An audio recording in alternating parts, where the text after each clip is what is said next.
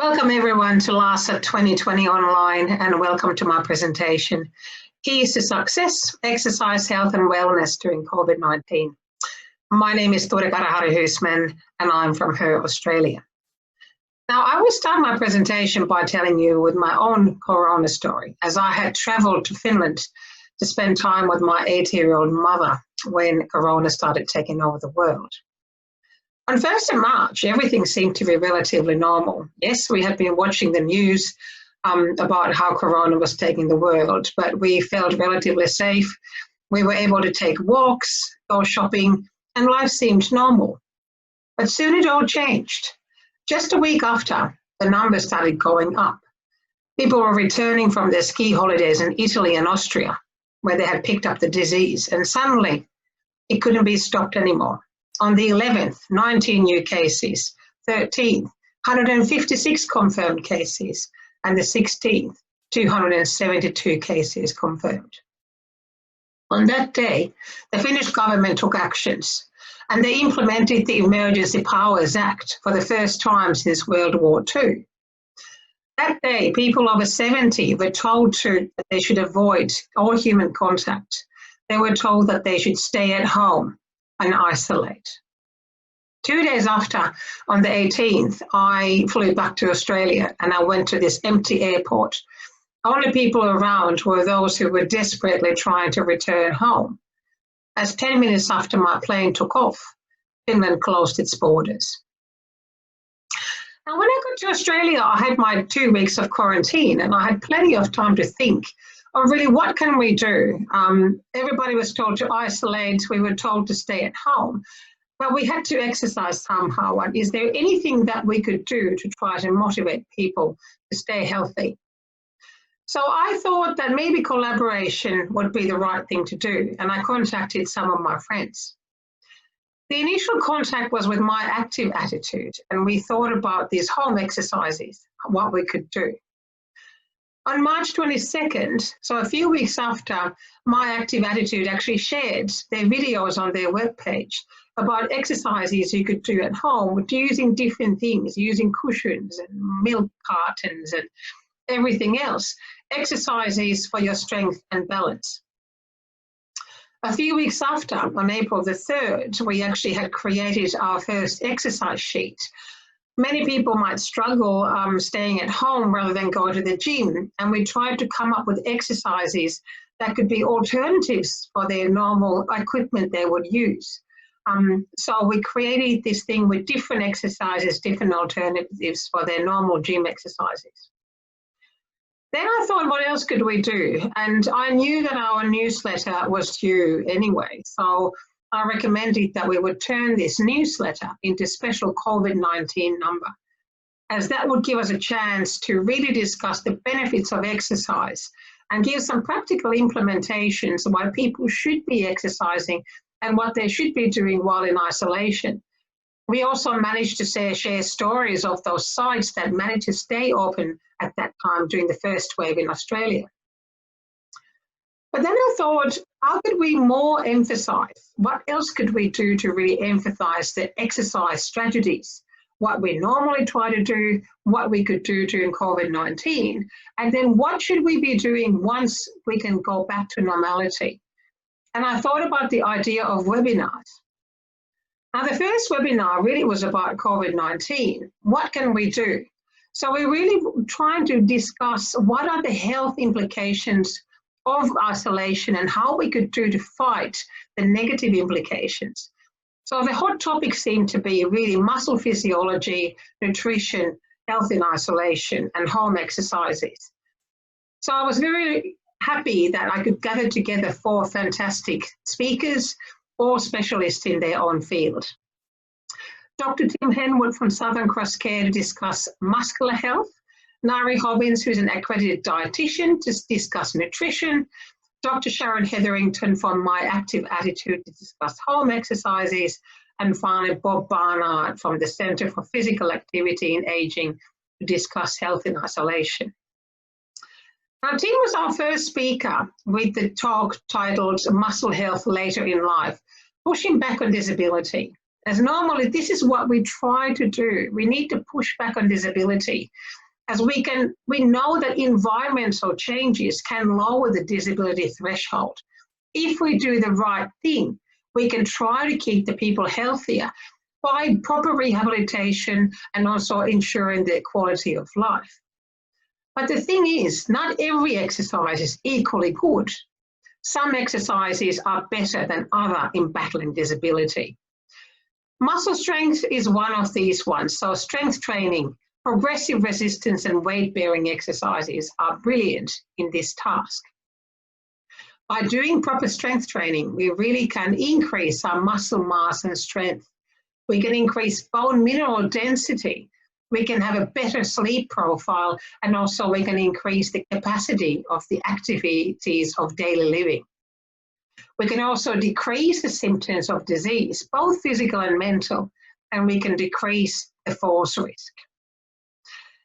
Then we have the residual impact of our residents being healthier is the fact that we have a reduced dependent care needs, and also we can prolong the independence for everyone in residential aged care. Some of the key things Tim mentioned are falls prevention. So we really need to have moderate to high balanced challenging exercises, and also exercises that are inclusive of strength training. We must have a sufficient dose to have an effect on these features, and exercise must be ongoing. The groups we should be targeting are the general community group, but also those are at greater risk. Exercises can be group or also home-based. Walking alone is not enough, but also we must be aware of other risk factors and all comorbidities that might be affecting the health. As some keys to success, Tim mentioned that we really need to embrace the new normal and roll with the punches. Sadly, COVID is going to be with us for a long time. Southern Cross Care was one of those sites who managed to stay open throughout the first wave by following strict routines. We must be really resilient and focused. We need to follow all the guidelines, but also we need to look for opportunities, especially regarding to funding.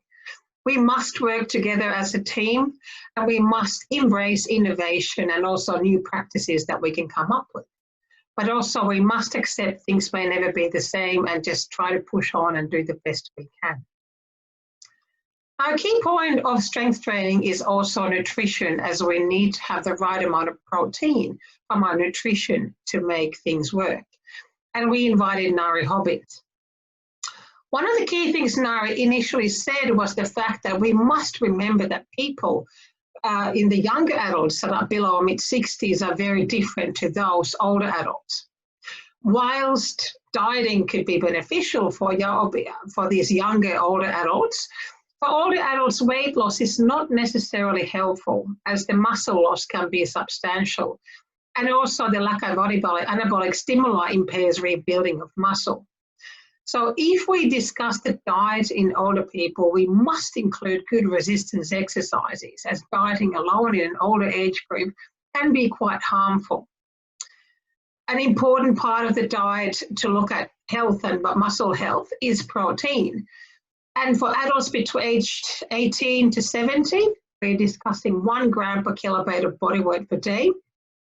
In older adults over 70, it is 1.2 grams of per kilo body weight per day, and during corona times it was even suggested that we should have 1.3 grams of protein per kilogram per body weight per day. Also, when we talk about the wound repair and recovery from illness, so we could even need more protein to combat the extra issues we might have. Other food aspects we might consider in corona times are antioxidants or anti-inflammatory foods, vegetable fruits, nuts and seeds, and also good oils. So from olives, nuts, seeds, and also marine source or oily fish. And it's also important to remember about vitamin D. There's a lot of evidence that low vitamin D levels are associated with poor outcomes in corona, and also higher incidence of COVID in European countries with a low vitamin D status. Also, the home isolation could reduce our outdoor activity impact levels, which can then impact how much vitamin D we get from sunlight. So in older adults, it's really important to consider isolation as it itself can impact appetite, but also food security and then nutritional status. After NARI, then we really started discussing exercising at home, and we invited Dr. Sharon Hetherington. One of the key things Sharon mentioned about exercising at home is really that we must focus on strength, balance, and aerobic exercises. And as we initially worked together with My Active Attitude, we knew that Sharon would be the right person, as they already had a very nice library of exercises available to everyone. And indeed, one of the key things Sharon mentions is that we need to discuss the options how we can deliver exercise at home. So if we follow COVID safety plans, we could do in-home visits. We could also provide telehealth consults with different applications. We could be running online exercise classes via different platforms. We could also create exercise videos that could be shared on different platforms. We can create different resources, and also we could even have social challenges, for example, via Facebook.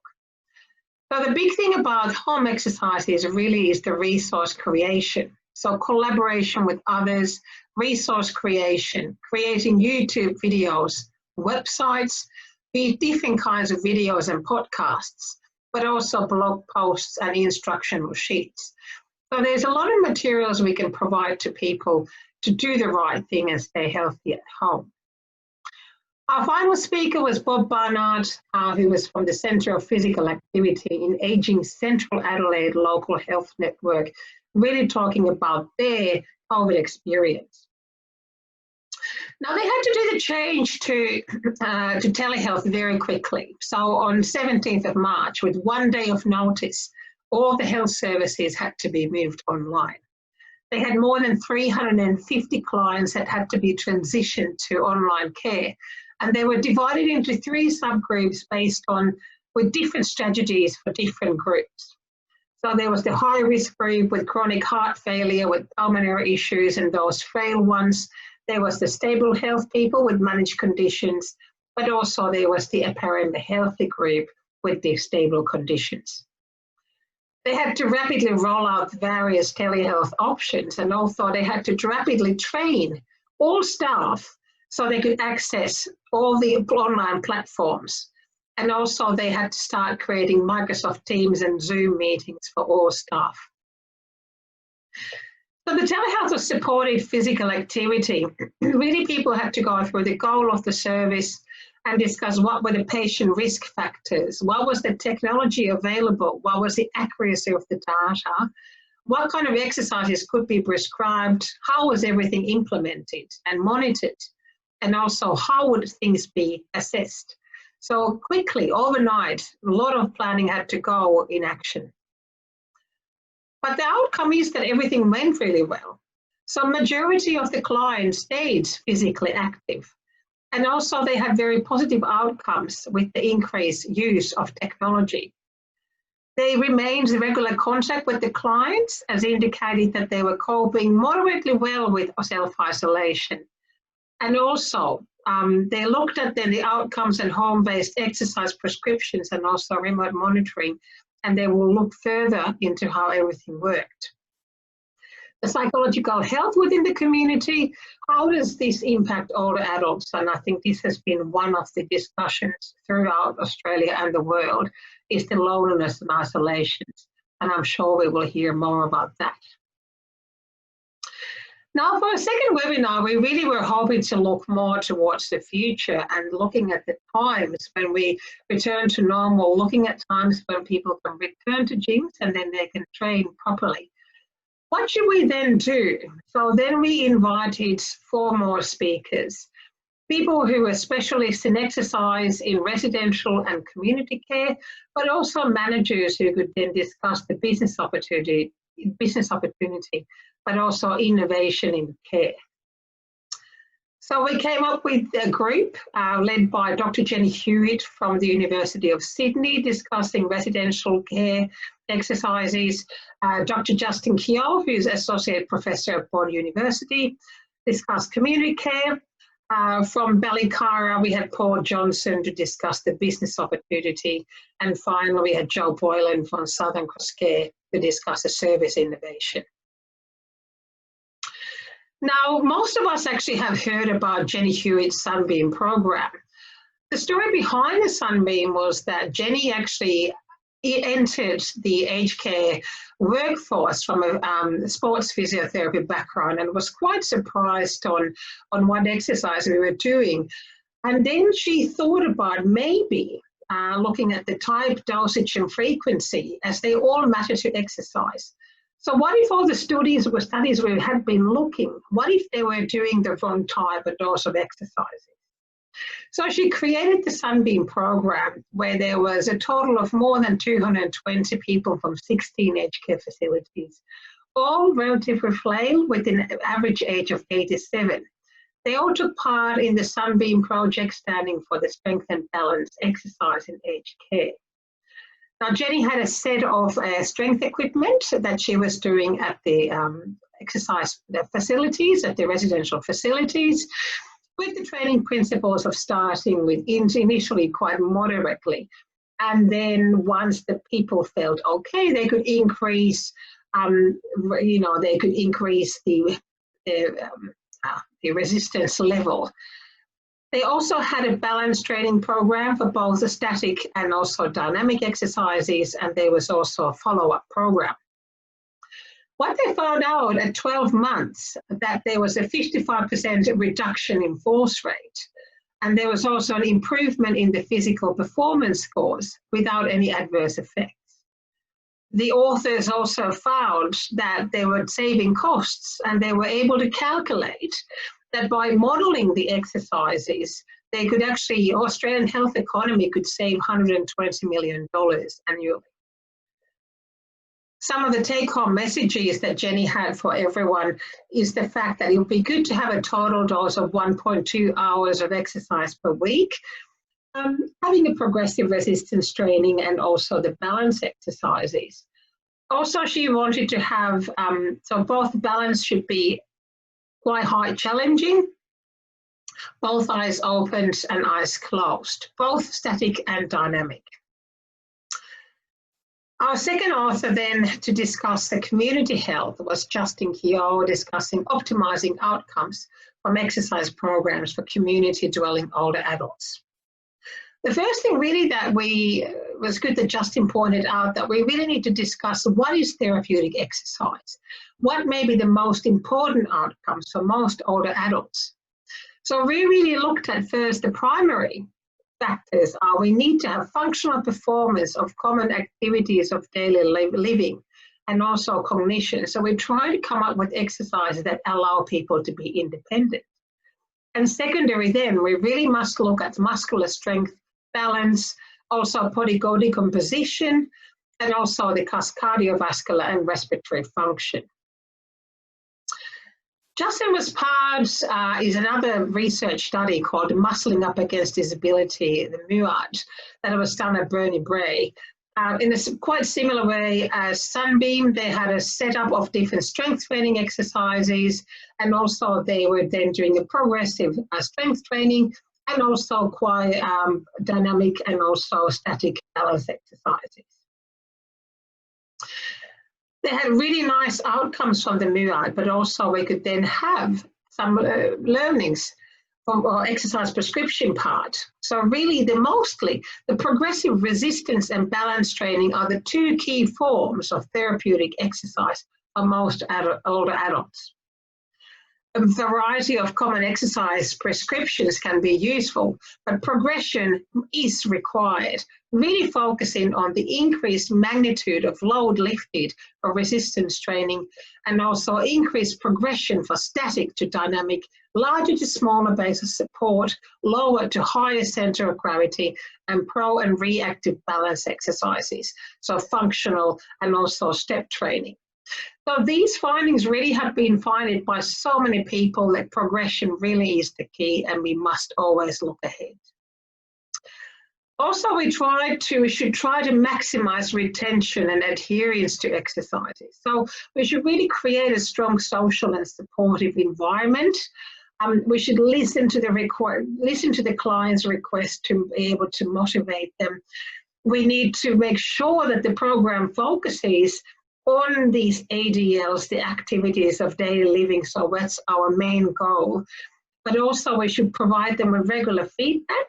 And also we should be explaining always what is the importance of all these different exercises.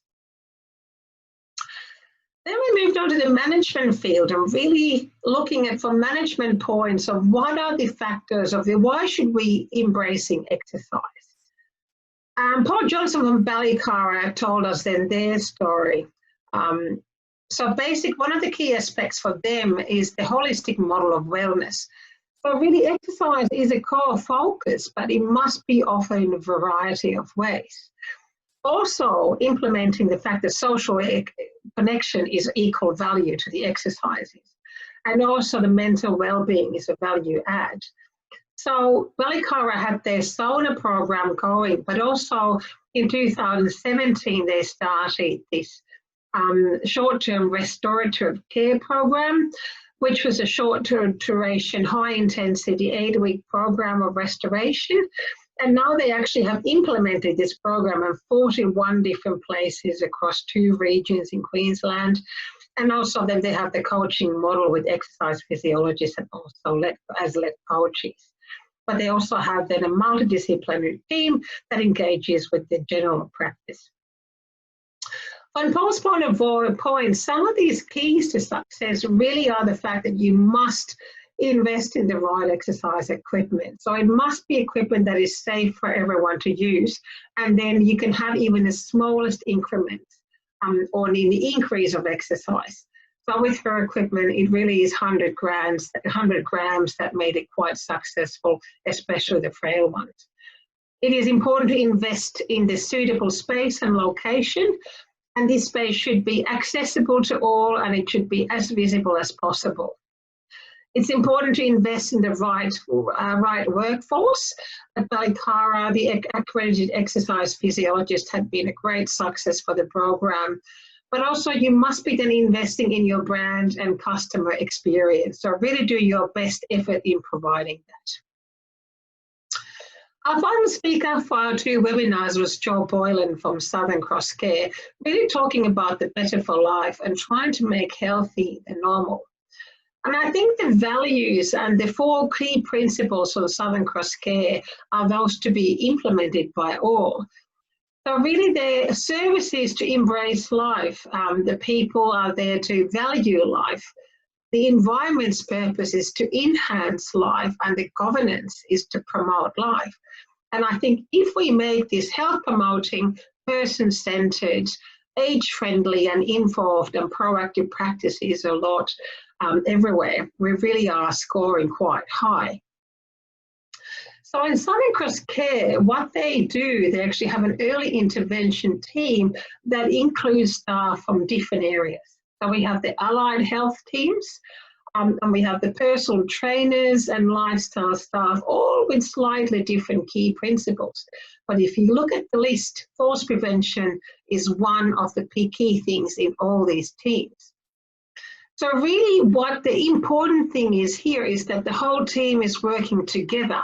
So management, nurses, allied health, and also wellness and lifestyle teams, and also the carers, they all are responsible for reducing falls to below 10 per 1,000 bed days, to reducing immobility to below 15% of all the residents. At least 80% should be experiencing good quality of life. Also, at least 80% of the residents should be engaged in regular, tailored, progressive exercises. And also at least 80% of the people attending to at least 20 meaningful activities. These KPIs really only can be achieved if everybody taps into what is important to and for the residents. and also must be assessing all the time, are the intervention effective, and also trying to change the interventions if they're not working and continuously increasing intensity and frequency. So really, we're talking about the key principles of motivation, evaluation, and progression. So what do we do now? We're at the end of this interesting year of 2020. Did we do the right thing by getting together? So we basically had a team to do collaboration and knowledge share. We wanted to involve clinicians, researchers, clinical managers, policymakers, senior managers, and consultants to share their knowledge together with the audience, consisting of village managers, residents, extended family, managers, gym users, policymakers, and also allied health staff.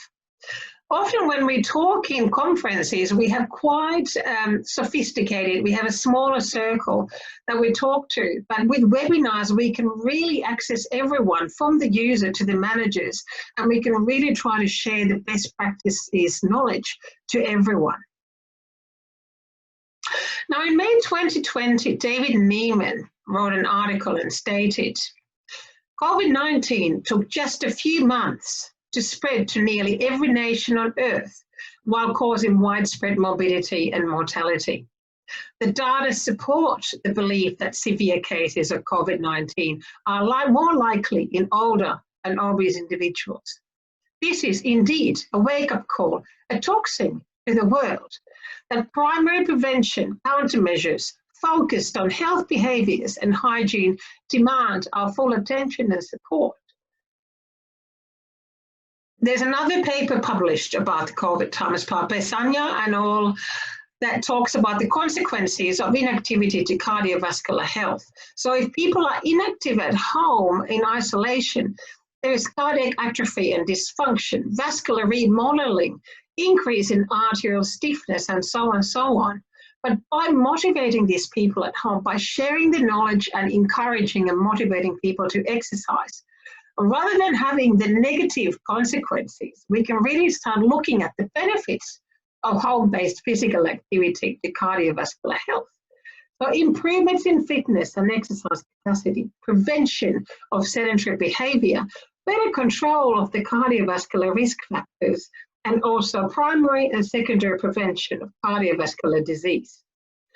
The factors mentioned here are only for cardiovascular illnesses. So just imagine what this image will look like if we would talk about the factors that relate to muscle strength and what we can do with strength training.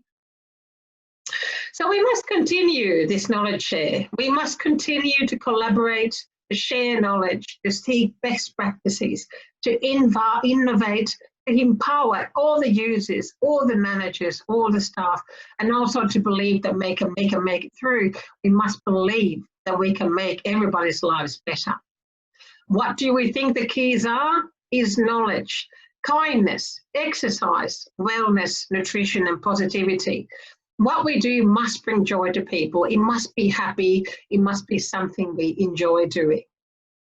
Now we want to continue on our path of our webinars, and we will be having the next one in early December, really talking about welcoming everyone to the new norm, whatever it is, what, when, how, why, who, what should we be doing, what have we learned from this year, and how should we look further to next year, hopefully a better one.